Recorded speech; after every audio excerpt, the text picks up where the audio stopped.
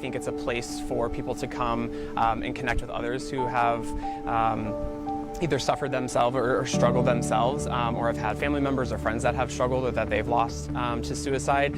So it's a great way for other people to see that they're not alone in this kind of grief journey. The Out of the Darkness Walk is the leading fundraiser for the American Foundation for Suicide Prevention. The first walk in Indiana was the Indianapolis Out of the Darkness Walk, and that one was in 2006. Out of the Darkness Overnight officially begins. By participating in Out of the Darkness. That's a metaphor for spreading the word about suicide prevention and removing the stigma of mental illness.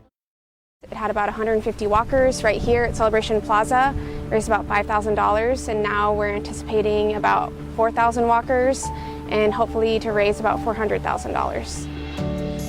It's important because it shows communities in society that this isn't something that we only need to talk about, behind closed doors. Like, this is something we can bring out in public and talk about, and it's not something that needs to be taboo. It could be something that could still be a really hopeful, beautiful event. Like now, especially after a pandemic when mental health has really been kind of brought to the forefront, people are so willing to talk about mental health and be like, yeah, like I struggled. And I think mental health is just like this it's really kind of like a spectrum, a continuum. And so everybody's story is a little bit different. Just because you say you've struggled with your mental health doesn't mean that you necessarily thought about suicide, but that you might have kind of had a period in your life that was a little bit dark, or that you might have struggled a little bit. So I think now it's just so much easier for people to talk about. There's just a lot of more resources, a lot more representation with it as well. I think sharing your story allows someone else to know that it's okay to share theirs.